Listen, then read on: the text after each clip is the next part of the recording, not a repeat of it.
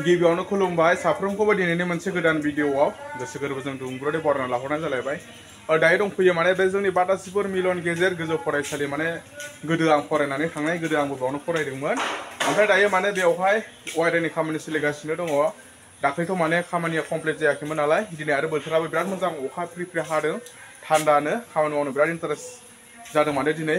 ओमफ्राय नोंथांमोना नायनो हागोन नै गंबेसे फांखा लागायखो लाइटखौ गंबेसे लागायखो फांखाया सोर हरनाय लाइटआ सोर होनाय माने गासिबो अनसुंथाइ होलायनाय दान होलायनायसो मोजां मोननानै माने बयबो मदद खालामलायनायसो हा।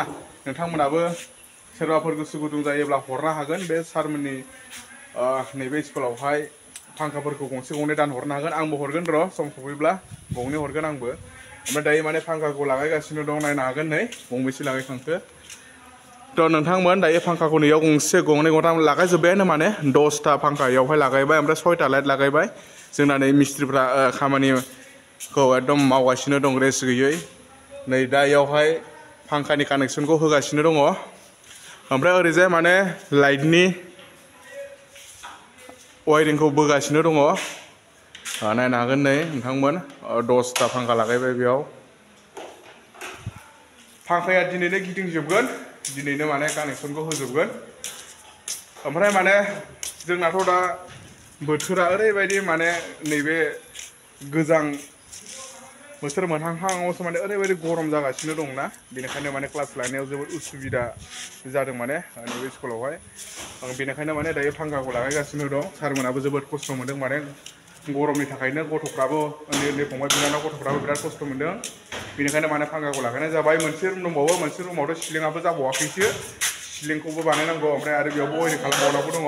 नोंथांमोना सोरबाफोर गोसो गुदुं जायोब्ला सारमोनखौ मदद खालामहरदो। आंबो होगोन फांखा गंनै होगोन र' सम सफैब्ला दा माने बारा गोहो गैथ'वा।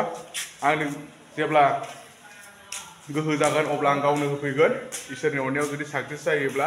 आरो नोंथांमोना आंनि चेनेलाव गोदानब्ला चेनेलखौ मोजां मोनदोंब्ला साबस्क्राइब खालामना लाब्लानो जाबाय। नोंथांमोननि मदद सापर्टखौ अरायबो मोनलांबाय थागोन आसा खालामो।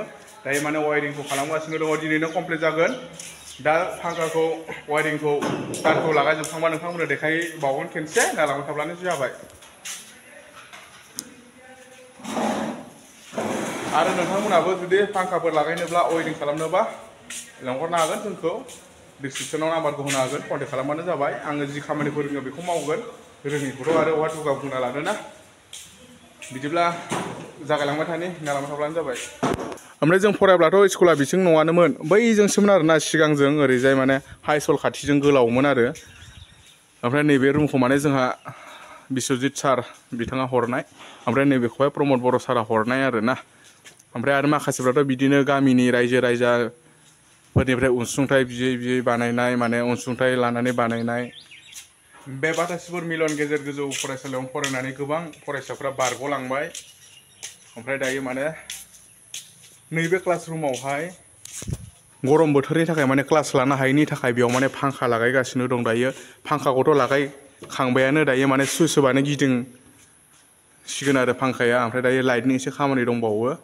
दायो लाइटखौ लागायगासिनो दं जोंना नै आंनि लोगोफोर गोजा दे। ओमफ्राय माने जोबोद खस्थ' मोनबाय थादोंमोन जाहैबाय क्लास लानायावहाय।